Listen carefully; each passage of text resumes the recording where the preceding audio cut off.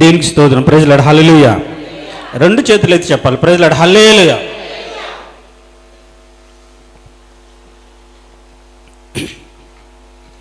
అపోస్తలుడైన పౌలు రోమీయులకు రాసిన మొదటి పత్రిక 18వ వచనం ఒకరు, 21వ వచనం ఒకరు చదవండి. దుర్నీతి చేత సత్యమును అడ్డగించు మనుషుల యొక్క సమస్త భక్తిహీన మీదను దుర్నీతి మీదను దేవుని కోపము పరలోకము నుండి బయలుపరచబడుచున్నది. 21వ వచనం. మరియు వారు దేవుని నెరిగియు ఆయనను దేవునిగా మహిమపరచలేదు, కృతజ్ఞతాస్తుతులు చెల్లింపను లేదు గాని తమ వాదములందు వ్యర్థులైరి. దేవుడు ఈ వాక్యము ద్వారా మనతో మాట్లాడును గాక. చెప్దాం ప్రైజ్ లార్డ్. హల్లెలూయా. చెప్దాం ప్రైజ్ లార్డ్. హల్లెలూయా. మనం ఒక క్రమ పద్ధతిలో ఈ పత్రికలు ధ్యానం చేయడం మనం మొదలు పెట్టాం. ఎవరైనా సరే దేవునికి ఉద్దేశాన్ని, దేవునికి చిత్తాన్ని తెలుసుకోవాలన్నా, వారి ప్రవర్తనను కాపాడుకోవాలన్నా, నీతియుక్తమైన భక్తి చేయాలన్నా ఈ పత్రికలు చదివితే దేవునికి ఉద్దేశం, దేవునికి చిత్తం, ఆ విధంగానే మనం ఎలాగ బ్రతకాలో అర్థమైపోతుంది. దేవునికి స్తోత్రం. హల్లెలూయా. దేవుని తెలుసుకోవాలంటే చాలు. రోమీయులకు రాసిన పత్రిక మొదలుకొని యోహాను రాసిన 3వ పత్రిక వరకు, యూదా పత్రిక వరకు చదివితే చాలు. ప్రకటన గ్రంథం మనకు అర్థం కాదు. అందుకని మనం దేవుని తెలుసుకోవాలి, మనల్ని మార్చుకోవాలి. మనము మార్చుకోవాలనే ఉద్దేశంతోనే ఒక క్రమ పద్ధతిలో వీటిని బోధించడానికి ప్రారంభించాం. దీనికి స్తోత్రం. హల్లెలూయా. దానిలో భాగంగానే ఒక విశ్వాసి తన విశ్వాసాన్ని పెంచుకోవాలి. పెరుగుతున్న విశ్వాసం ద్వారా, పెంచుకున్న విశ్వాసం ద్వారా, పెరిగిన భక్తి ద్వారా, పెరిగిన ఆత్మీయ అనుభవం ద్వారా దేవుణ్ణే గణపరచాలి, దేవుని క్రియలు బయలుపరచబడాలనే సత్యాన్ని ఎరిగి ఈ లోకంలో మనం విశ్వాసాన్ని కొనసాగించాలని నేర్చుకుంటున్నాం. దేవునికి స్తోత్రం. హల్లెలూయా. ఈరోజు ఇంకొక శ్రేష్టమైన సత్యాన్ని మీకు తెలపాలని ఆశపడుతున్నాను. దేవుని ఎరిగిన వారు, దేవుని తెలుసుకున్న వాళ్ళు దేవునిగా మహిమపరచాలి. అలా మహిమపరచకపోతే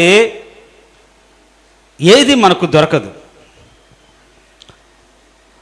దేవుని మహిమపరచగలిగితేనే ఆ మహిమలో మన అవసరత తీర్చబడుతుంది అని బైబిల్లో రాయబడింది.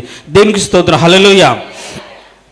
ఈ వాక్యాన్ని ధ్యానం చేసే ముందు ఇంకొక మాటను చదివి మీకు వినిపిస్తాను చూడండి. కొలస్సీయులకు రాసిన పత్రిక 4వ అధ్యాయం.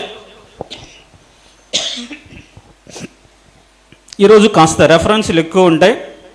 ఒకరు పేతురు రాసిన మొదటి పత్రిక తీసి పెట్టుకోండి. ఇప్పుడైతే కొలస్సీయులకు రాసిన పత్రిక 4వ అధ్యాయం 19వ వచనం చదవండి. 4 కాదు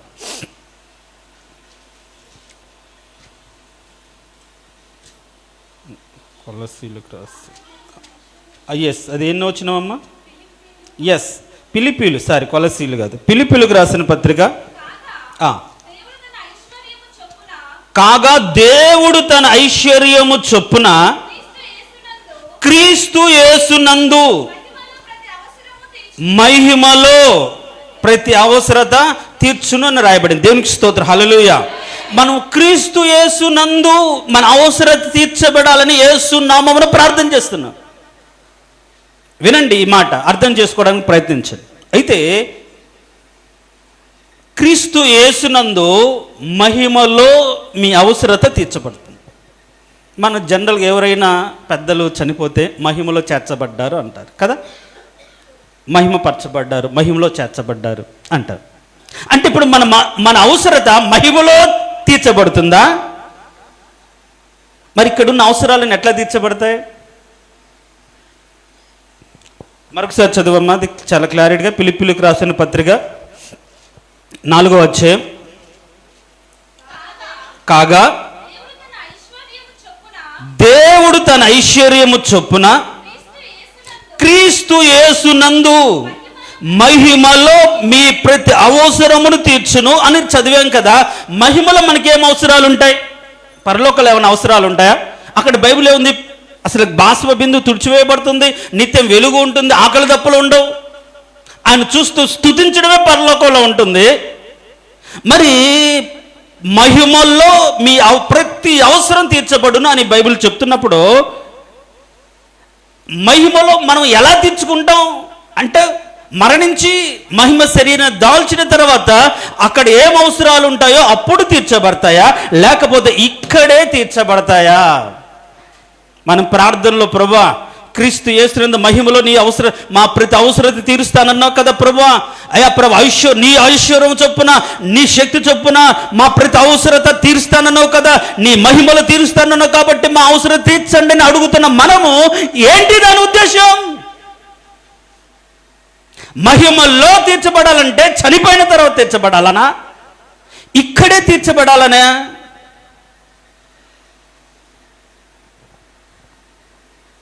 ఆ అవసరతలన్నీ ఇక్కడే తీర్చబడాలి. దేవునికి స్తోత్రం, హల్లెలూయా.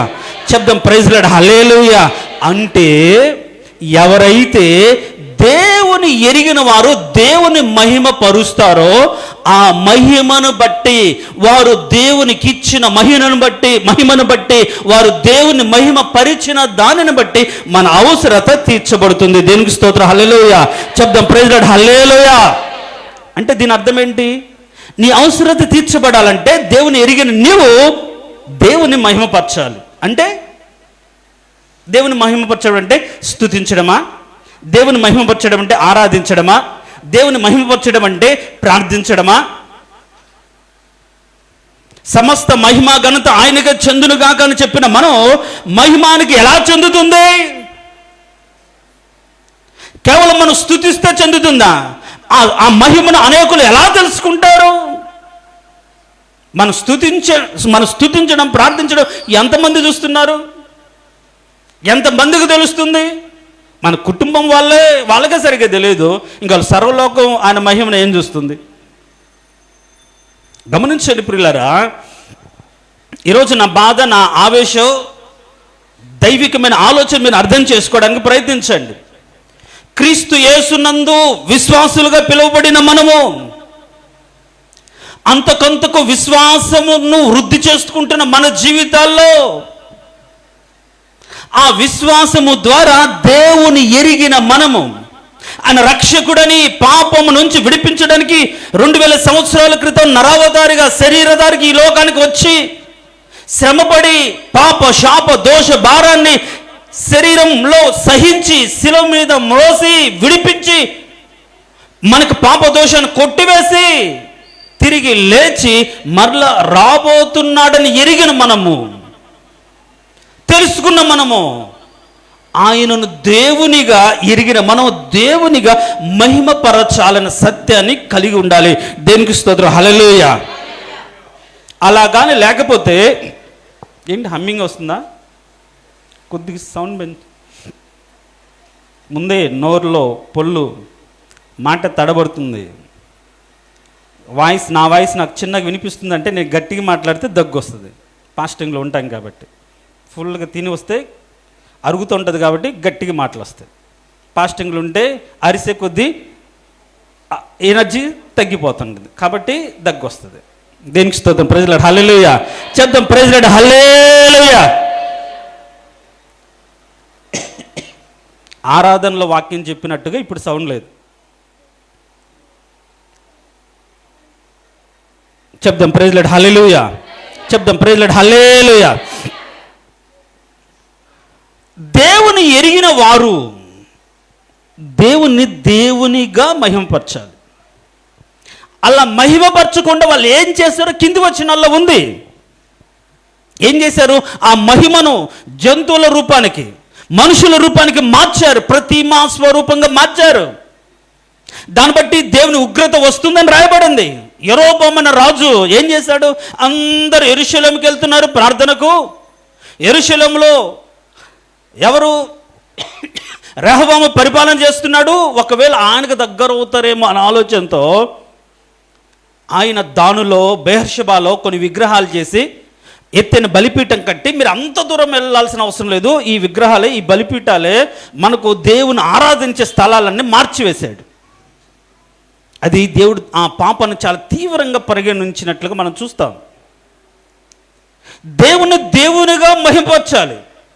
యెరోబాము దాసుడుగా ఉన్నప్పుడు, బానిసగా ఉన్నప్పుడు, పారిపోయినప్పుడు వెతుక్కుంటూ వెళ్ళి అహియా అనే ప్రవక్త వెళ్ళి తన వస్త్రాన్ని చించి 11 ముక్కలు అతనికి ఇచ్చి, ఇదిగో దేవుని కృప నీ మీదకి వచ్చింది, నీకు 11 గోత్రాల రాజ్యాన్ని దేవుడు నీకు ఇస్తున్నాడు, నువ్వు రాజు అవుతావు, నువ్వు దాసుడు కాదు అని హెచ్చించి బలపరిచి, నువ్వు దావీదులాగా బ్రతకగలిగితే నీ రాజ్యాన్ని కూడా శాశ్వతంగా దావీదు రాజ్యంలాగా స్థిరపరుస్తానని చెప్పాడు. అప్పుడు ఏమనుకోవాలి, అవయా నేను ఎంతటి వాడినయ్యా, ఇంతటి కృపను ఇంతటి భాగ్యాన్ని నాకు అనుగ్రహించావు, నేను ఎలా నీకు రుణం తీర్చుకోగలుగుతాను అని జీవితాంతం ఆయన ఇచ్చిన కృపను బట్టి, హెచ్చించిన విధానాన్ని బట్టి, ఇచ్చిన రాజ్యాన్ని బట్టి, ఘనతను బట్టి ఆయన కృతజ్ఞతాస్తుతులు చెల్లించాలి, రుణపడి ఉండాలి. అయితే దేవునిగా చూడకుండా ఆ మహిమను మార్చివేశాడు. ఆయనకు చెందాల్సిన మహిమను యెరూషలేములో ఆరాధించవలసిన వారిని మనసును మార్చివేశాడు, విగ్రహారాధన వైపు మార్చేశాడు. కాబట్టి దేవుని యొక్క ఉగ్రత అతని కుటుంబం మీదకి వచ్చింది. తదనంతరం తన వంశపు వారి రాజ్యానికి రాకుండా వేరే వాళ్ళు రాజ్యానికి వచ్చారు. ఎంత దారుణం అండి. అందుకని బైబిల్ ఏం చెప్తుందంటే, పరలోకం నుంచి దీవెనే కాదు, ఏమొస్తుంది, దేవుని ఉగ్రత ఆ రోజే కాదు, ఈ రోజుల్లో కూడా బయలుపరచబడుతుంది. ఎవరి మీద బయలుపరచబడుతుంది? ఎవరి కుటుంబాల్లోకి వస్తుంది? ఎలాంటి వ్యక్తుల మీదకి వస్తుంది అంటే, ఆ మాట మనం చదువుతాం ఏంటి అంటే, దుర్నీతి చేత సత్యమును అడ్డగించు మనుషుల యొక్క సమస్త భక్తిహీనతను అని రాయబడింది. దేవుని నీతిని దుర్నీతి చేత అడ్డగించాడు. యెరూషలేములోనే ఆయన కనుదృష్టి ఉండిన ఆ ప్రదేశానికి వెళ్ళి ఆరాధించవలసిన వారిని ఒక దుర్నీతి చేత, కపటం చేత, కుయుక్తి చేత అడ్డగించాడు. కాబట్టి దేవునికి ఉగ్రత ఆ రాజ్యం మీదకి, ఆ కుటుంబం మీదకి వచ్చినట్టుగా మనం చూస్తాం. గమనించండి ప్రియులారా, దేవునికి ఉద్దేశానికి అడ్డుపడే వారి జీవితాల్లో శాపమే ఉంటుంది. అది దైవసేవకుడికైనా, సంఘానికైనా, పరిచర్యకైనా, దేవుని చిత్తానుసారంగా నడుస్తూ ఉన్నప్పుడు, నడిపించబడుతున్నప్పుడు, ఇలా ఎందుకు, అలా అవచ్చు కదా, ఇలా కావచ్చు కదా అని మన సొంత ఆలోచనలు, సొంత ఉద్దేశాలతో దేవునికి ఉద్దేశాన్ని మర్చిపోయే విధంగా మనుషులను మభ్యపెట్టి మన ఇష్టాన్ని నెరవేర్చుకోవడానికి ఎవరిని ప్రయత్నించినా, ఎవరిని అడ్డగించినా, దేవుని నీతి బయలుపరచబడకుండా మన స్వనీతిని, స్వబుద్ధిని, సొంత అధికారాన్ని చలాయించడానికి, లేకుండా ఆ అధికారాన్ని వాళ్ళ మీద రుద్దడానికి ఎవరు ప్రయత్నించినా యెరోబాము మీదకి వచ్చిన శిక్షయే వారి మీదకి వస్తుంది.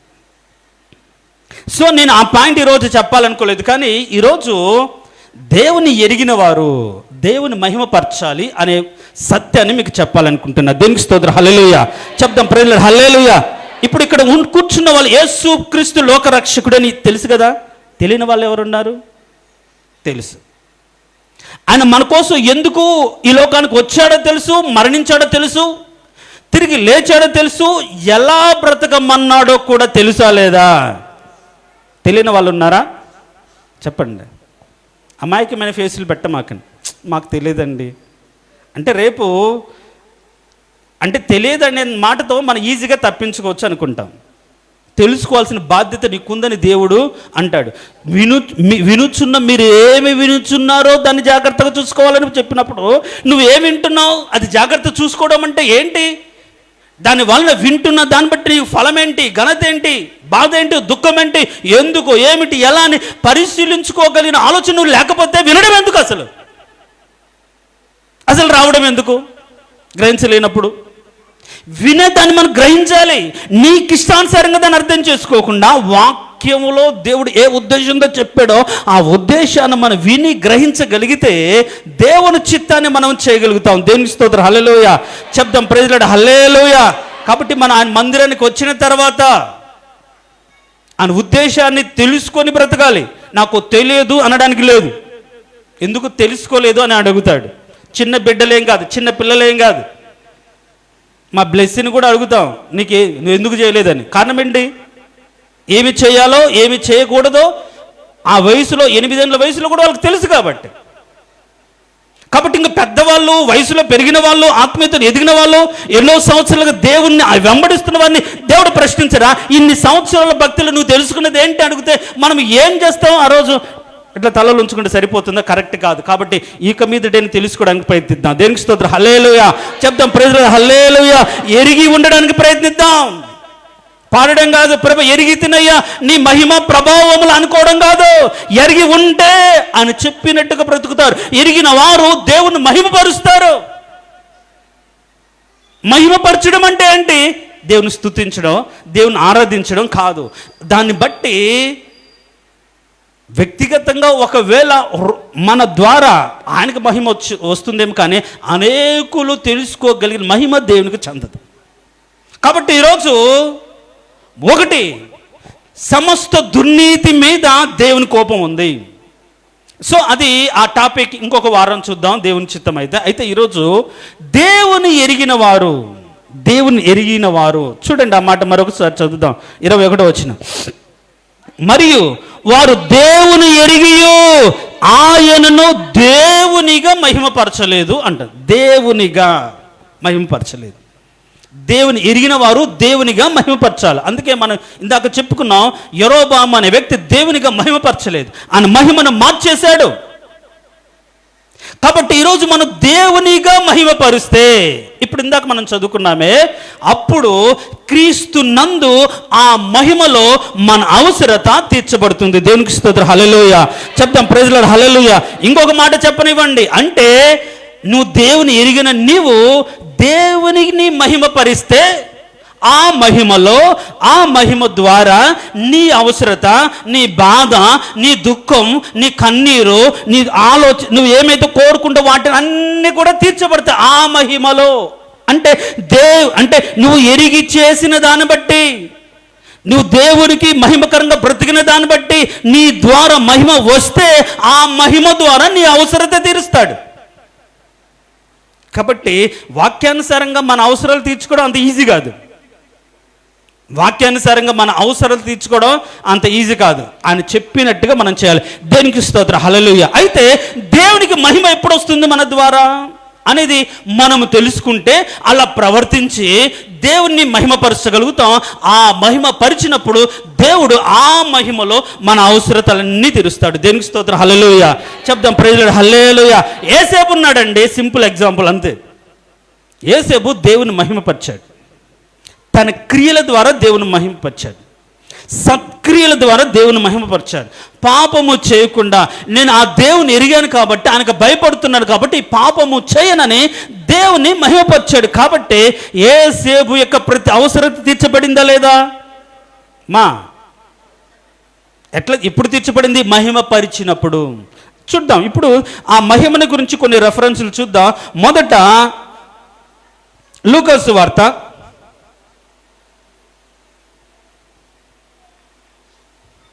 15వ అధ్యాయం, దానికంటే ముందు మత్తయి సువార్త చదువు. మత్తయి సువార్త 5వ అధ్యాయం 16వ వచనం.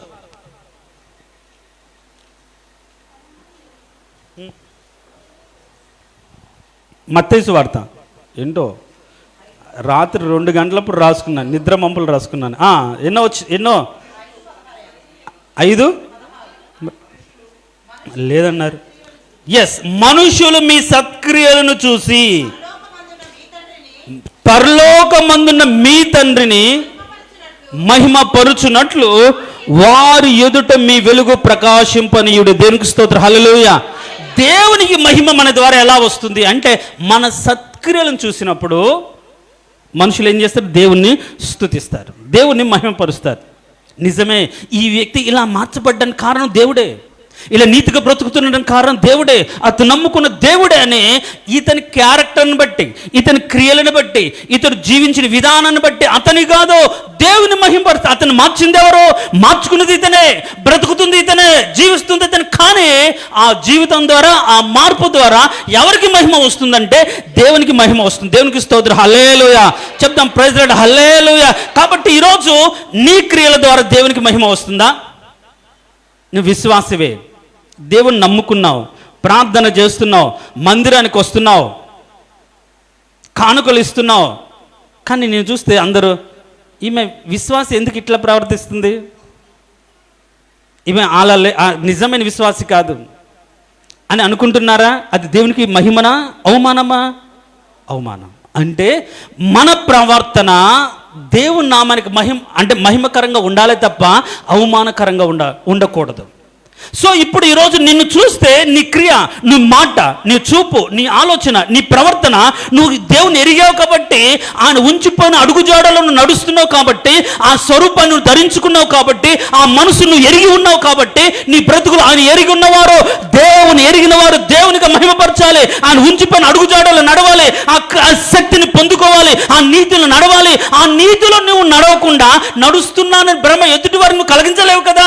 ఏ రోజున తెలిసిపోతుంది కదా, నేను నిజమే వీళ్ళు మారారనుకున్నాను కానీ ఏ మార్పు లేదు అన్నారంటే దాని అర్థం ఏంటి? నీ బ్రతుకులో పరిపూర్ణమైన మార్పు లేదు కదా. అది ఎట్లా మహిమవుతుంది? ఎట్లా దేవుని ఘనత అవుతుంది? ఆయన ఎరిగిన తర్వాత అంటే ఏంటి? ఆయన మార్గం ఎరిగిన తర్వాత, ఆయన సత్యం ఎరిగిన తర్వాత, ఆయన ప్రేమను తెలుసుకున్న తర్వాత, ఎలా జీవించాలో, ఎదుటి వారిని ఎలా ప్రేమించాలో, ఏ విధంగా భక్తిని తెలుసుకున్న అంటే బలపరుచుకున్నావో తెలుసుకున్న తర్వాత అలా నడవకపోతే దేవుని నామానికి అవమానకరంగా ఉంటుంది.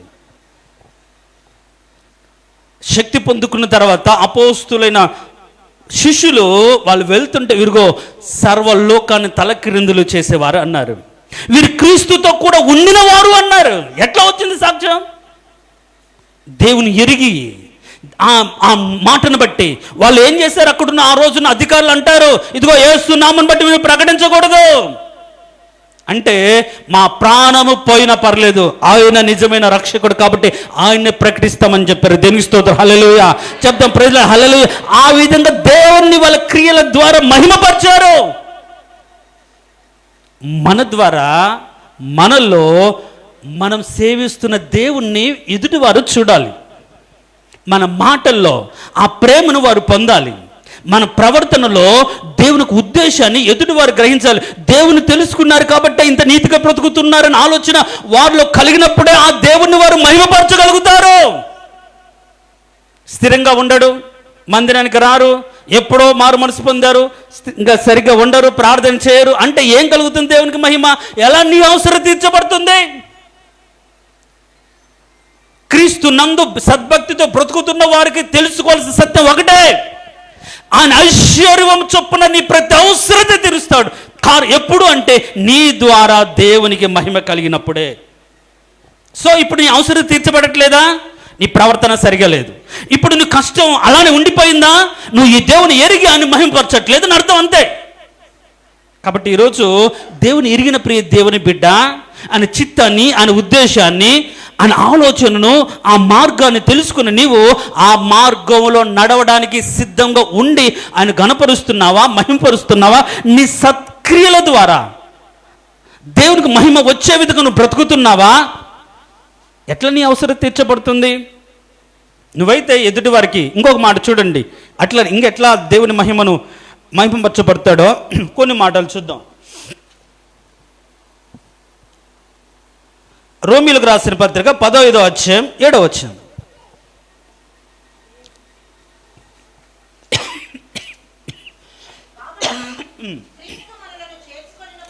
క్రీస్తు మనలను చేర్చుకొనిన ప్రకారం దేవునికి మహిమ కలుగునట్లు మీరును ఒకరినొకరు చేర్చుకున్నాడు. దేవునికి స్తోత్రం, హల్లెలూయా. ఏంటంటే దేవునికి ఎప్పుడు మహిమ కలుగుతుందంటే ఇంకొకరిని మనం చేర్చుకున్నప్పుడు. అసలు మన హృదయంలో, మన ఆలోచనలో వాళ్ళకి స్థానమే ఉండదు. వాళ్ళని చూస్తే చిన్న చూపు, వాళ్ళని చూస్తే ఒకలాంటి అభిప్రాయం, వాళ్ళని చూస్తే నిర్లక్ష్యం, వాళ్ళంటే వ్యతిరేకమైన భావం. ఇంకా అలా ఉంటే దేవుడికి ఎట్లా వస్తుంది? పైకి ఒక విధంగా, లోపల ఒక విధంగా ఉంచుకుంటే దేవునికి మహిమ రాదు. అందుకనే క్రీస్తు మనల్ని చేర్చుకున్నాడు. ఎప్పుడు చేర్చుకున్నాడు క్రీస్తు? మనం మార్చబడినప్పుడు చేర్చుకున్నాడా? మారినప్పుడు చేర్చుకున్నాడా? పరిశుద్ధులుగా ఉన్నప్పుడు చేర్చుకున్నాడా? కాదు కదా. మనం భక్తిహీనులమై ఉండగానే, పాపులమై ఉండగానే ఆయన మనల్ని చేర్చుకున్నాడు. దేవునికి స్తోత్రం, హల్లెలూయా చెప్దాం, ప్రైజ్ లార్డ్, హల్లెలూయా. నీవు కూడా ఒక వ్యక్తి పాపంలో జీవిస్తున్నప్పుడు ప్రేమతో చేర్చుకుని, అయ్యా ఇలా కాదు కదా, ఇది తప్పు కదా అని దేవుని మాటను ప్రేమతో చెప్పే విధంగా నువ్వు ఆయన చేర్చుకోవాలి, వారిని చేర్చుకోవాలి. క్రీస్తు ప్రేమను చూపించాలి.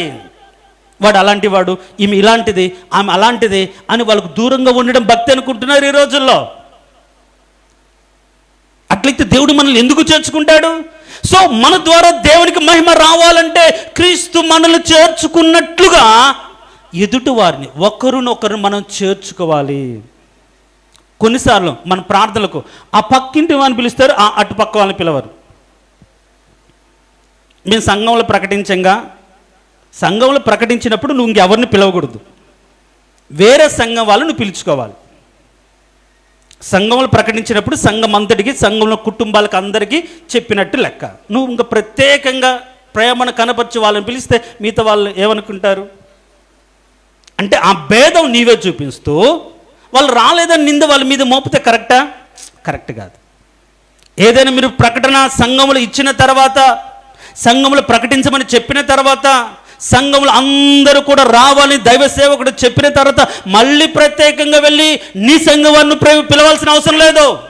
దైవ సేవకుడి మీద గౌరవం ఉన్నవాళ్ళు, ఇది మన సంఘము కాబట్టి ఒక్కసారి చెప్తే అది లోబడాలని తెలుసుకున్న వాళ్ళు ప్రత్యేకంగా చెప్పాల్సిన అవసరం లేదని ఏక మనసుతో వాళ్ళు రావాలి.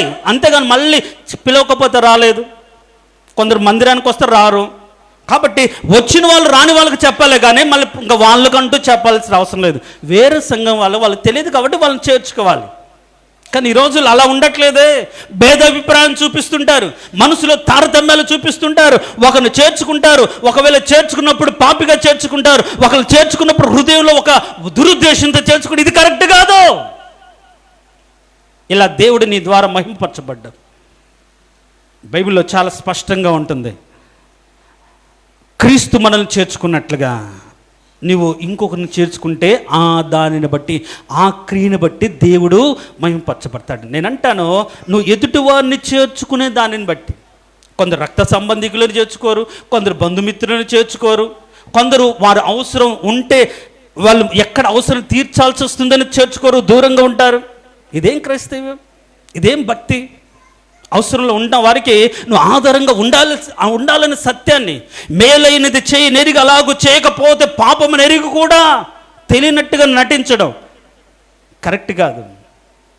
అది భక్తే కాదు, వ్యర్థమైన భక్తి, కపటపు భక్తి, మోసపూరితమైన భక్తి, మనుషులను మభ్యపెట్టే భక్తి దేవుడు చూడట్లేదా?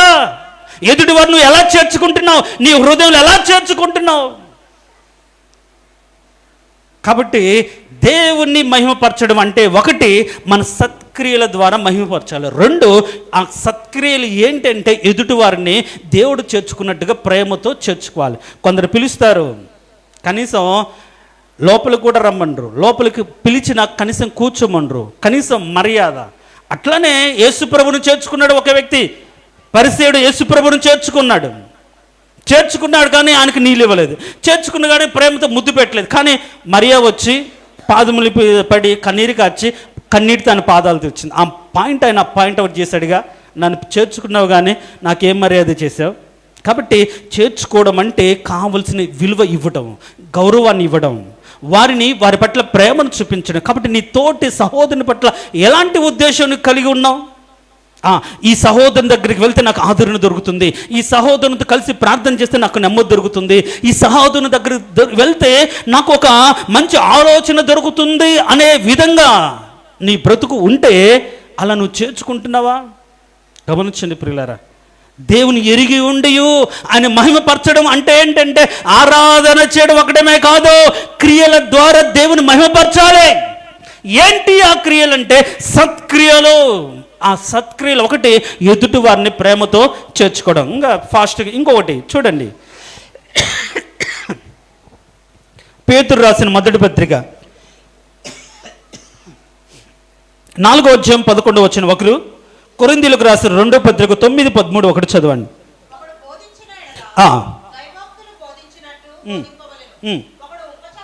ఒకడు ఉపచారము చేసిన ఎడల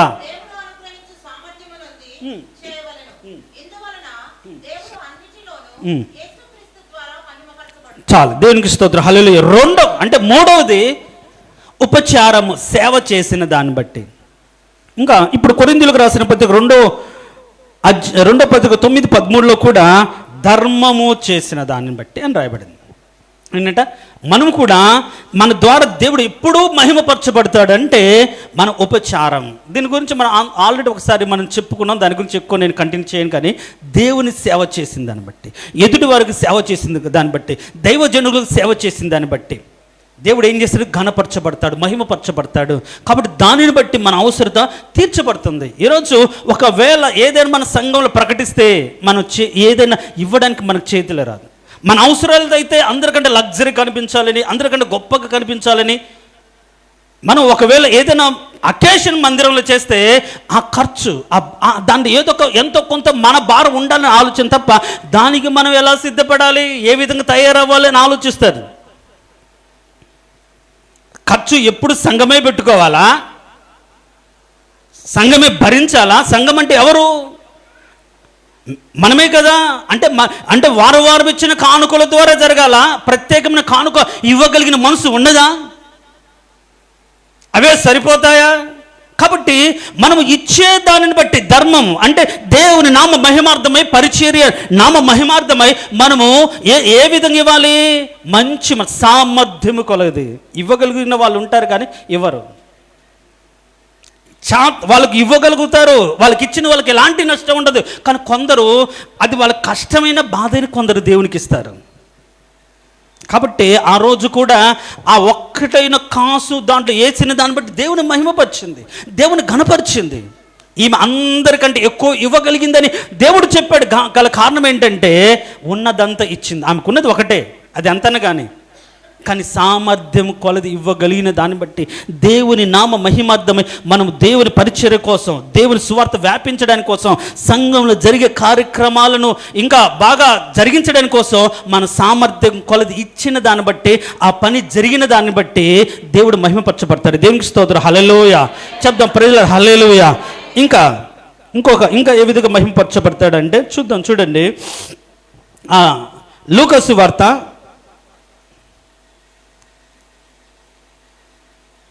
15వ అధ్యాయం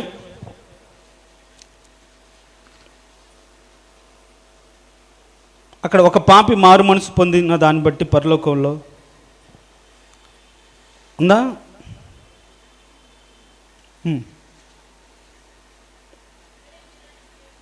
లేదమ్మా.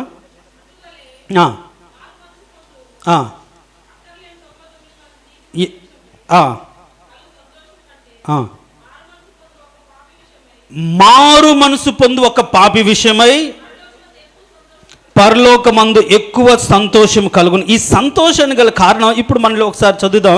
ప్రకటన గ్రంథం 16వ అధ్యాయం 9వ వచనం. ప్రకటన గ్రంథం 16:9. ఒకరు అపోస్తుల కార్యం 11:8 చూడండి. ప్రకటన గ్రంథం 16వ అధ్యాయం. కాగా మనుషులు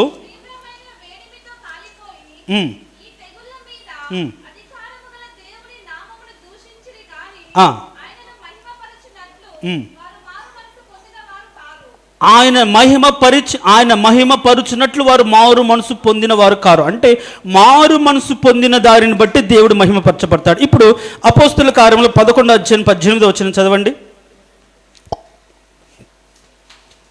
అపోస్తుల కార్యంలో 11:18.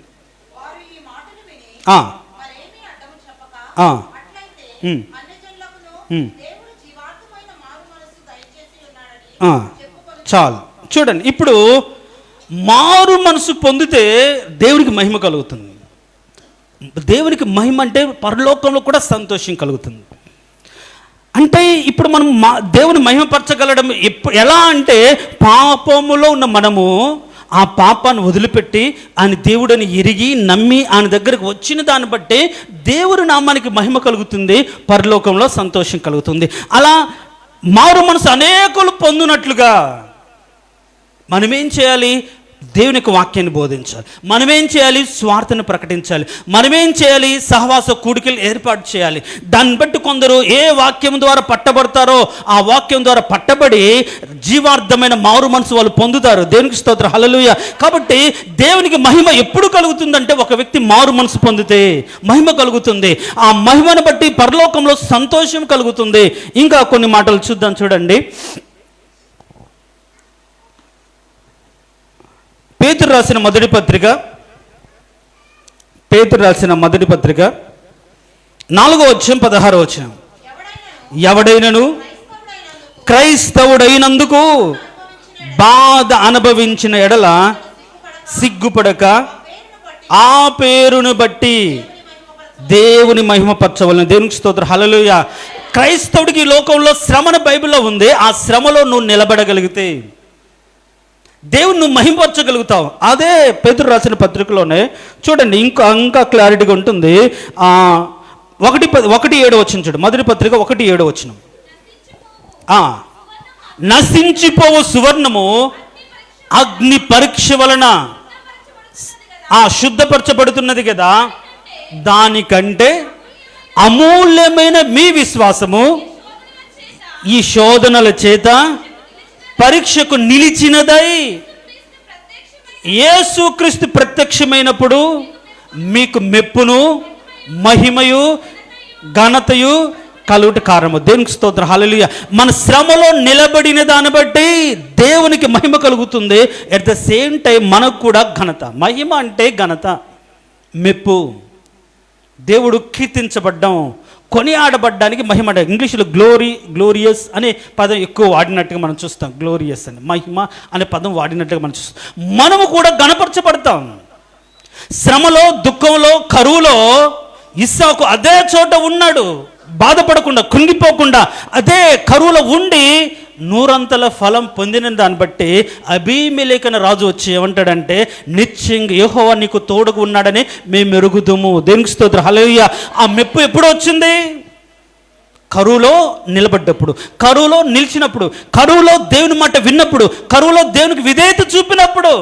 సో ఈరోజు మన క్రైస్తవుడు అయినందుకు మనం బాధ అనుభవిస్తున్నప్పుడు సిగ్గుపడకుండా ఆ శ్రమలో, బాధలో మనం నిలబడగలిగితే ఆ నామానికి మహిమ కలుగుతుంది. ఆయన నామం కొనియాడబడుతుంది. మనం చూసి ఇంకొకరు ధైర్యపరచబడతారు. అలా ధైర్యపరచబడమే దేవునికి మహిమ. అనేకులు మన విశ్వాసంలోకి వస్తారు, అనేకులు మనల్ని అనుసరిస్తారు. దానిని బట్టి దేవుని నామానికి మహిమ కలుగుతుంది. ప్రియ సహోదరి, సహోదరుడా, నీ ద్వారా దేవునికి ఎలా మహిమ కలుగుతుంది? నువ్వు శ్రమ వచ్చినప్పుడు, నీకు దుఃఖం వచ్చినప్పుడు, కన్నీరు వచ్చినప్పుడు, బాధ వచ్చినప్పుడు కృంగిపోయి మందిరానికి రాకుండా నీ అంతటి నువ్వు ఇంట్లో పడి ఏడుస్తూ ఎవరు నన్ను ఓదార్చలేరు, ఎవరు నా దగ్గర రావట్లేదని బాధపడుతూ ఉంటే దేవునికి ఎట్లా మహిమ వస్తుంది? నువ్వు లేచి నిలబడి నన్ను విడిపించగలిగిన దేవుడు, నన్ను కాపాడగలిగిన దేవుడు, నన్ను ఈ స్థితి నుంచి తప్పించగలిగిన దేవుడు అని ధైర్యంగా నువ్వు ఉండగలిగినప్పుడే కదా, ఆయన బట్టి నువ్వు ధైర్యం తెచ్చుకోగలిగినప్పుడే కదా. రాత్రి కూడా మనం చెప్పుకున్నాం, తనతో ఉన్నవారే దావీదు మీద ఒక్క క్షణంలో రివర్స్ అయిపోయారండి. చంపాలనుకో రాళ్ళు ఎత్తారు, కానీ దావీదు తన దేవుడిని యెహోవాను బట్టి ధైర్యం తెచ్చుకొని ప్రార్థన చేశాడు. దేవునికి స్తోత్రం. హల్లెలూయా. దానిని బట్టి ఎవరైతే రాళ్ళు రువ్వి చంపాలనుకున్న వారి బిడ్డలను, వాళ్ళ భార్యలను అందరినీ కూడా ఈయన కాపాడాడు, ఈయన రక్షించాడు. కాబట్టి దేవునికి మహిమ కలిగింది. కాబట్టి ఈరోజు నీ శ్రమ ద్వారా, నీ బాధ ద్వారా దేవునికి మహిమ కలగాలి, నీకు కూడా ఘనత రావాలని దేవునికి ఉద్దేశం. కాబట్టి నువ్వు దిగులు పడమాకు, కాబట్టి నువ్వు కృంగిపోమాకు. నువ్వు ఏం చేయాలి ఆ టైంలో? అదే పేతురు రాసిన పత్రికలో ఒక మాట చూడండి. నమ్మకమైన తమ సృష్టికర్తకు తమ ఆత్మలను అప్పజెప్పుకోవాలి. 4వ అధ్యాయమమ్మా, 5వ అధ్యాయమా.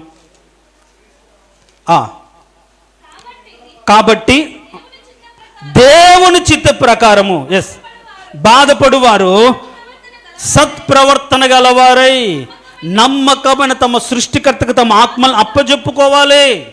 కాబట్టి ప్రియ దేవుని సంగమా, క్రైస్తవుడా, నీ జీవితంలో ఎదురవుతున్న శ్రమలు బట్టి సిగ్గుపడకుండా, బాధపడకుండా ఆ టైంలోనే నీ ప్రవర్తన సరి చేసుకోవాలి. జాగ్రత్తగా ఉండేటట్టుగా చూసుకోవాలి. శ్రమలను మనల్ని అటు ఇటు మారుస్తాయి, మన ఆలోచన విధానాన్ని మారుస్తాయి, భయాన్ని కలగజేస్తాయి. శ్రమ కలిగినప్పుడు, కరువు కలిగినప్పుడు ఒక కుటుంబం దేవుని సన్నిధి వదిలిపెట్టి మోయాబుకి వెళ్ళిపోయినట్టుగా దేవుని విడిచిపెట్టి లోకంలోకి వెళ్ళిపోయే పరిస్థితులు ఏర్పడతాయి. కాబట్టి శ్రమలో కృంగిపోకుండా, శ్రమలో సిగ్గుపడకుండా నువ్వేం చేయాలంటే దేవుని ఎదుట నిలబడి నీ ప్రవర్తన సరి చేసుకొని ఆయనకు నీ ఆత్మను అప్పజెప్పుకోగలిగితే నీ ద్వారా దేవుడు మహిమపరచబడతాడు. దేవునికి స్తోత్రం. హల్లెలూయా. ఆ విధంగా యోసేపు అప్పజెప్పుకోలేదా? దానియేలు అప్పజెప్పుకోలేదా? షడ్రక్ మెషక్ అబేద్నెగోలు అప్పజెప్పుకోలేదా? బబులోను మహా సంస్థానం ఉన్నప్పుడు అపవిత్రమైన దాన్ని మేము పుచ్చుకోమండి, మేము అలా తినము. అని తమను తాము పరిశుద్ధపరుచుకున్న దాన్ని బట్టి దేవుడు గణపరచబడ్డాడు. వారి ముఖాలు చూసినప్పుడు రోజు రాజు భుజించే ఆహారం తిన్న వాళ్ళకంటే వీళ్ళ ముఖాలు చాలా తేటనిచ్చినట్టుగా మనం చూస్తాం, ప్రత్యేకంగా ఉన్నట్టుగా మనం చూస్తాం. అది ఘనత కాదా? అది మహిమ కాదా దేవునికి? కాబట్టి ఈరోజు నీకు కలిగిన శ్రమను బట్టి దేవుడు మహిమ తెచ్చుకుంటాడు. అయితే ఆ శ్రమలో నువ్వేం కలిగి ఉండాలి? సత్ప్రవర్తన ఉండాలి. చాలామంది ఆ ప్రవర్తన కోల్పోతారు. ఆ ప్రవర్తన మారిపోతుంది. ఎలాంటి శ్రమ అయినా. దావీదును వెతుక్కుంటూ ఒక వ్యక్తి దుమ్మెత్తిపోసాడు, ఎత్తుకుంటూ వచ్చి దూషించి, చస్తావు, నువ్వు చేసిందే నీకు కలిగింది అన్నట్టుగా శపించాడు. కానీ దావీదు ఒక్క మాట కూడా మాట్లాడలే. సత్ప్రవర్తన కాదంటారా? ఈరోజు ఎవరైనా ఒక్కరంటే ఊరుకుంటామా? వాళ్ళని, వాళ్ళ కుటుంబాలని, ముత్తాతలు మొత్తాన్ని తురుపరబట్టి బజార్ను నిలబెట్టి కడిగి దుడిపి ఉతికి ఆరేసి పెడతారు. భరించలేము, తట్టుకోలేము. ఎప్పుడు కలుగుతుంది దేవుని నామానికి మహిమ? నువ్వు ఓర్చుకున్నప్పుడు కాదా? నువ్వు సహించినప్పుడు కాదా? నువ్వు భరించినప్పుడు కాదా? నువ్వు తట్టుకున్నప్పుడు కాదా? ఆయన మహిమ, ఆయన నామానికి ఎప్పుడు మహిమ కలుగుతుంది? మరి ప్రభు ఆయన ఓర్చుకున్న దాన్ని బట్టే కదా దేవునికి మహిమ కలిగింది. కాబట్టి ఈరోజు దేవుని ఎరిగిన వారు దేవుని మహిమపరచాలి అని చెప్పబడింది. ఎలా మహిమపరచాలంటే, ఒకరిని చేర్చుకున్న ద్వారా మహిమపరచబడతాడు దేవుడు. 2, ఉపచారం, సేవ చేసిన దాన్ని బట్టి దేవుడు మహిమపరచబడతాడు. 3, మారు మనసు పొందితే మహిమపరచబడతాడు. 4, శ్రమలో మనం నిలబడితే దేవుడు మహిమపరచబడతాడు. కాబట్టి ఈరోజు దేవుని ఎరిగిన బిడ్డ, నీ ద్వారా దేవుని నామానికి ఎలా మహిమ వస్తుంది? అలాంటి మహిమ వచ్చినప్పుడే ఆ మహిమలో నీ అవసరత తీర్చబడుతుంది. నువ్వు శ్రమను తట్టుకోలేవు, బాధను సహించలేవు, ఒకరిని చేర్చుకోలేవు, ఒక ఉపచారం చేయవు, కానీ నీ అవసరతలన్నీ తీర్చాలని ప్రార్థన చేస్తావు. ఆయన ఐశ్వర్యము చొప్పున ఏం తీర్చబడదు. ఆయన ఇస్తే విస్తారంగా ఇస్తాడండి. అంతటి ఐశ్వర్యం మనకు కలగాలంటే మనం దేవుణ్ణి మహిమపరచాలి, మార్చకూడదు. దేవుని ఉద్దేశాన్ని, దేవుని చిత్తాన్ని, దేవునికి నడిపింపును, దైవికమైన ఆలోచన మనం మార్చకూడదు. మారుస్తే శాపగ్రస్తులు అవుతాం. వీటిని ఏమంటారంటే భక్తిహీనత అని బైబిల్ ప్రస్తావిస్తుంది. ఏంటి భక్తిహీనత? నువ్వు పాపం చేసావని కాదు, నువ్వు వ్యభిచారం చేసావని కాదు. దేవుని మహిమపరచకపోవడమే పాపం. నీ క్రియల ద్వారా మహిమపరచలేదు, నీ క్రియల ద్వారా అంటే నీ మాటల ద్వారా నువ్వు మహిమపరచలేదు. కాబట్టి ఈరోజు ఏ విధంగా దేవుని మహిమపరచాలో నువ్వు పరిశీలించుకుంటే చాలా మంచిది. ఇంకా చాలా ఉన్నాయి, కానీ మనకు అర్థమైపోయి ఉంటుంది ఈ రకంగా. ఇంకొక మాట లాస్ట్ అండ్ ఫైనల్ చూసి ముగించుకుందాం. చూడండి, కొరింథీయులకు రాసిన పత్రిక 6వ అధ్యాయం 20వ వచనం. మొదటి పత్రిక అనుకుంటాను. కొరింథీయులకు రాసిన మొదటి పత్రిక 6వ అధ్యాయం. విలువ పెట్టి కొనబడిన వారు గనుక మీ దేహముతో దేవుని మహిమపరచుడి. దేవునికి స్తోత్రం, హల్లెలూయా. మన దేహముతో దేవుని మహిమపరచాలి. అదే అపోస్తుల కార్యములు 12వ అధ్యాయం చూడండి, 23వ వచనం. అపోస్తుల కార్యములు 12వ అధ్యాయం 23వ వచనం. 12:23 దొరకలేదా? అతడు దేవుని మహిమపరచనందున వెంటనే ప్రభుదూత అతను మొత్తెను గనుక పురుగులు పడి ప్రాణం. ఏం చేశాడు దేవుని మహిమపరచుకుండా అంటే, చూడ 21వ వచనంలో, నియమింపబడిన దినమందు హేరోదు రాజవస్త్రము ధరించుకుని న్యాయపీఠం మీద కూర్చుండి వారు ఎదుట ఉపన్యాసం చేయక అందరూ ఏమనుకున్నారు? ఇది దైవ స్వరమే కానీ మానవ స్వరం కాదని కేకలు వేశారు. మన ఆర్భాటాన్ని బట్టి మనమే ఆ మహిమను మనం తెచ్చుకోకూడదు. అందుకని బైబిల్లో చాలా తగు మాత్ర వస్త్రాలు రాయబడింది. ఈ దేహాన్ని మనం ధరించుకున్న వస్త్రము దేనిని బట్టి దేవునికి మహిమ రావాలి. ఇప్పుడు ఏ రోజు దేవుని మహిమపరచలేదు. ఎందుకో, ఏ విధంగా మహిమపరచలేదు అంటే, రాజవస్త్రం వేసుకున్నాడు, ఉంది కాబట్టి వేసుకున్నాడు అని మనం అనుకోకూడదు. అందుకని బైబిల్లో చాలా స్పష్టంగా ఉంది, నీ వలన ఎదుటివారి మనస్సాక్షి బలహీనమయ్యే పనులు చేయకూడదు. అందుకనే మనం చూసి వాడు బలహీనపడే విధంగా, ఒకవేళ మన విగ్రహార్పితం అనేది మనం తింటే వాడు కూడా మనసు ధైర్యం చేసుకో, ఆయన దైవ సేవకుడే తిన్నాడు, దేవుని నమ్మిన వారు తిన్నారు, 30 ఏళ్ళకి చేస్తున్న వారు తిన్నారు, నేను తింటే తప్పేంటని వాడు ఆ విధంగా ధైర్యం తెచ్చుకుంటాడు. కాబట్టి వాడు అలా చేయకుండాన్నట్లు కొన్ని మనం మానుకోవాలని బైబిల్లో రాయబడింది. మనకు స్వేచ్ఛ ఇచ్చిన, స్వాతంత్రం ఉండిన ఎదుటి వారిని దేవుని ఎదుట నిలబెట్టడానికి మన ప్రవర్తన మనం కాపాడుకోవాలని బైబిల్లో ఉంది. మీ దేహము ద్వారా ఉన్నాయి కదా అని, కలిగింది కదా అని గొప్పగా నువ్వు మాత్రమే గొప్పగా కనిపించాలని ఆడంబరంగా గొప్పగా కనిపించుకునే దాన్ని బట్టి అందరూ నేను చూస్తారేమో, బాగుంది అంటారేమో, కానీ అది దేవునికి మహిమ రాకపోతే దేవునికి శాపం వస్తుంది. చూడండి ఏం చేశాడు, రాజవస్త్రం రాజు కాబట్టి వేసుకున్నాడండి. ఆ మాటల్లో దేవుని స్వరం అన్నట్టుగా మనం కూడా అట్లా ఈ దేహంతో దేవుని మహిమపరచకపోతే దేవుని శాపం వస్తుంది. మరి మన వస్త్రధారణను బట్టి దేవుని మహిమ వస్తుందా? మనం తినే తిండిని బట్టి, ఉంటున్న జీవితాన్ని బట్టి దేవునికి మహిమ వస్తుందా? ఏమొస్తుంది? యవనస్తులు వేసుకున్న డ్రెస్ ఎలాంటివి? క్రైస్తవుడు అలాంటి డ్రెస్, అలాంటి వస్త్రధారణ వేసుకోవచ్చా? ఎదుటివారు ప్రశ్నించే విధంగా బ్రతుకుతూ ప్రశ్నిస్తే ఫీల్ అవుతారు. అలా చేయొచ్చా చేయకూడదనే మినిమం కామన్ సెన్స్ లేకుండా పోతుంది. నేనైతే స్టూడెంట్స్ అంటాను, అమ్మాయిలు ఖచ్చితంగా, ఏందమ్మా ఆ డ్రెస్ ఏంటి?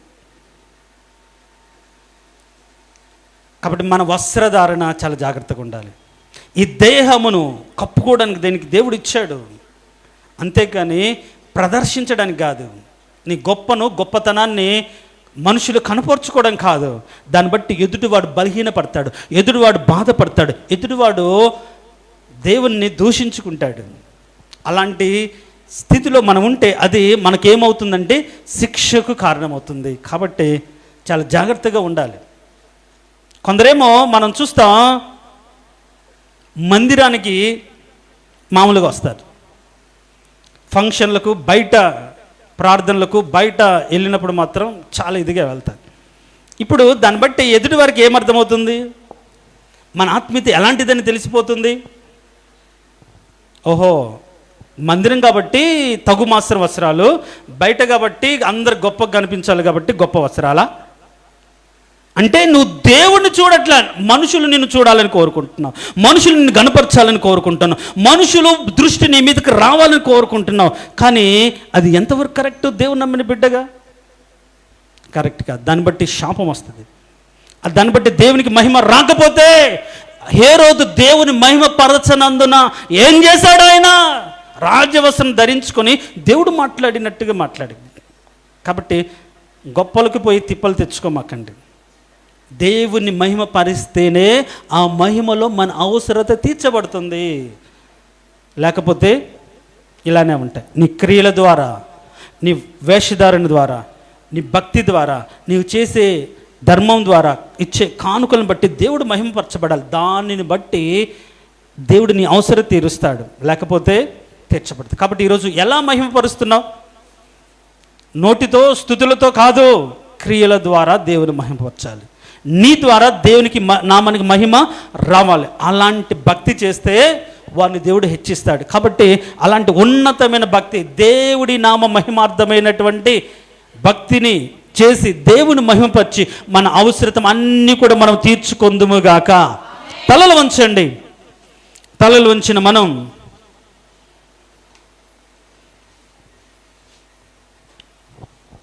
దేవుని ఎరిగియో దేవునిగా మహిమపరచలేదు అనే మాట ఈరోజు విన్నారు కదా.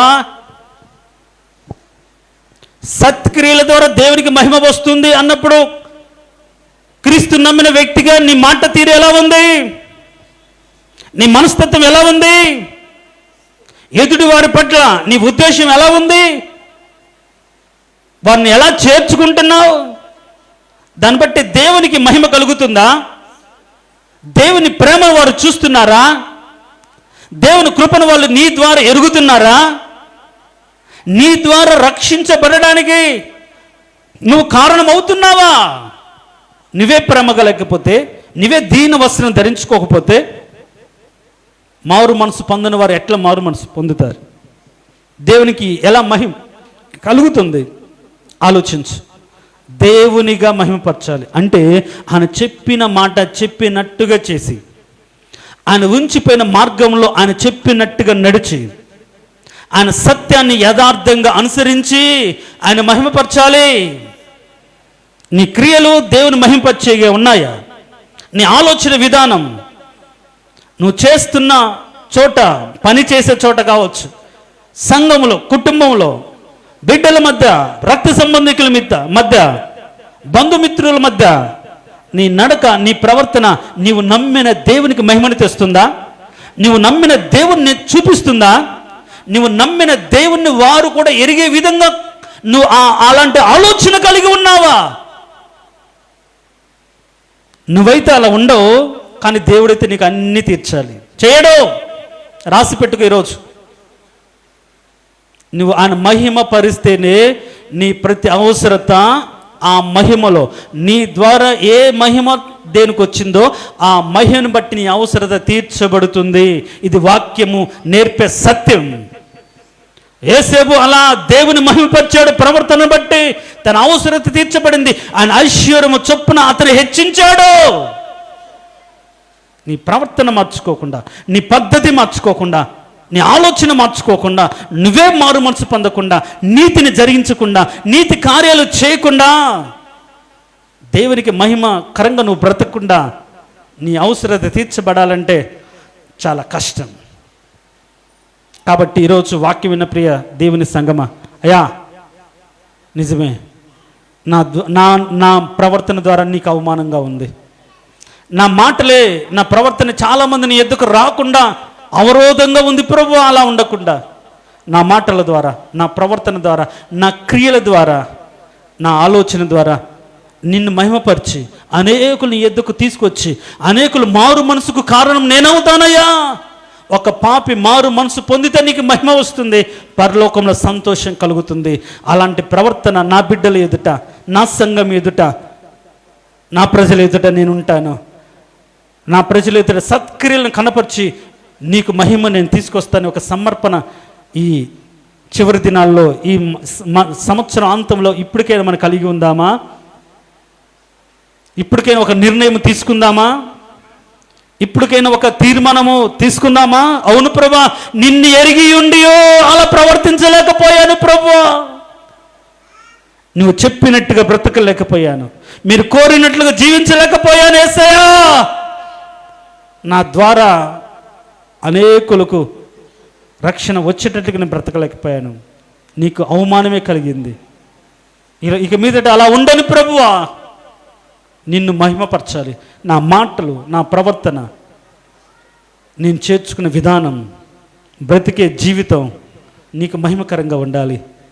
అలాంటి మహిమకరమైన జీవితాన్ని నాకు అనుగ్రహించి ఆ మహిమలో ప్రతి అవసరతను తీర్చుకుంటూ రాకడకు సిద్ధపడే ఉన్నతమైన భాగ్యం నాకు అనుగ్రహించు ప్రభు అని నువ్వు ప్రార్థన చేస్తే ఎంత మంచిది. ప్రార్థన చేసుకుందాం. మహోన్నతుడా, సర్వాధికారి, జీవం కలిగిన దేవా, అవును ప్రభా, దేవుని ఎరిగిన వారు ఆయన చెప్పినట్టుగా బ్రతకాలి, ఆయన కోరుకున్నట్లుగా జీవించాలి. అలా జీవించి నిన్ను మహిమపరచాలి. ఇది వాక్యానుసారం. ఈరోజు మేము చెప్పుకుంటాం కానీ చెయ్యం, చెప్తాం కానీ చెయ్యం. అది కరెక్ట్ కాదు కదా ప్రభు.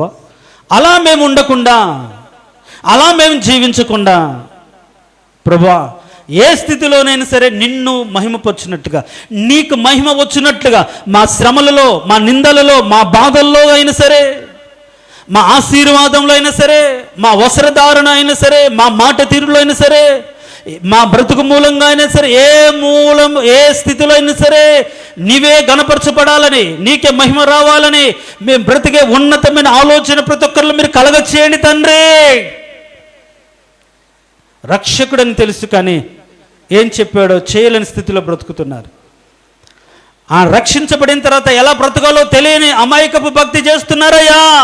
అది అమాయకత్వం కాదు, తెలుసుకోలేని మూర్ఖత్వం, తెలియదని చెప్పుకున్నటువంటి ఆలోచన తత్వం, తప్పుకునే ధోరణి. అలా మేము ఉండకుండా అనుక్షణం ఏం చెప్పాడు? ఎలా బ్రతకాలి? నేను బ్రతుకుతున్న జీవితం నా దేవునికి సంతోషపరుస్తుందా? నేను బ్రతుకుతున్న జీవితం నా దేవుని గణపరుస్తుందా? నేను బ్రతుకుతున్న జీవితం ద్వారా ఆయన మహిమపరచబడుతున్నారా? నా యొక్క జీవితం ద్వారా ఎవరైనా బలపరచబడుతున్నారా? ఎవరైనా ఆయన దగ్గరకు వస్తున్నారా అని ఎప్పటికప్పుడు పరిశీలించుకుంటూ ఆ జీవితం ద్వారా నిత్యం నిన్నే కనపరచున్నట్లుగా, నీకే మహిమ వచ్చినట్లుగా పరిశీలించుకుంటూ బ్రతికే ఉన్నతమైన భాగ్యం ప్రతి ఒక్కరికి దయచేయండి.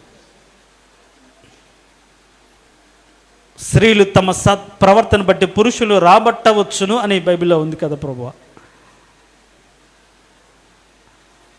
ఆ సత్ప్రవర్తన కలిగి ఉంటే ఆటోమేటిక్గా పురుషులు వస్తారనే కదా ఉద్దేశం. ఏదైనా సరే ప్రభా, నిన్ను ఎరిగిన మేము, నిన్ను దేవునిగా కలిగిన మేము, మీరు చెప్పినట్లుగా, మీరు ఉద్దేశించినట్టుగా, మీరు కోరుకున్నట్లుగా, మీరు ఏదైతే ఎలా ఉండాలో ఆ నిబంధనల్లో నిలబడినట్లుగా మేము నిలబడి బ్రతకవలసిన వారుగా ఉన్నాం. అలా బ్రతికే ఉన్నతమైన కృప ఇవ్వండి. మార్చడం మాకు అనుకూలంగా, మా తలంపునికి అనుకూలంగా, మా కుటుంబానికి అనుకూలంగా మేము మార్చుకోకుండా, నీ పద్ధతులు యెరోబాములాగా మేము నశించిపోకుండా తండ్రి, నీ ఉద్దేశాన్ని, నీ చిత్తం చొప్పున, నీ ఆలోచన ధోరణిలో నీ సత్యాన్ని అనుసరిస్తూ ఆ మార్గము చొప్పున చేయనట్టుగా ప్రతి ఒక్కరికి మంచి మనసు దయచేయమని, అలా నిన్ను మహిమపరిచి, అలా నిన్ను గణపరిచి ఆ మహిమలో ప్రతి అవసరత మేము తీర్చుకునే విశ్వాసం ప్రతి ఒక్కరికి దయచేయమని కోరుకుంటూ యేసు ప్రభు నామం అడిగి వేడుకుంటున్నాము తండ్రి. ఆమేన్. ఆమేన్. అలానే తలలు ఉంచుదాం. తలలు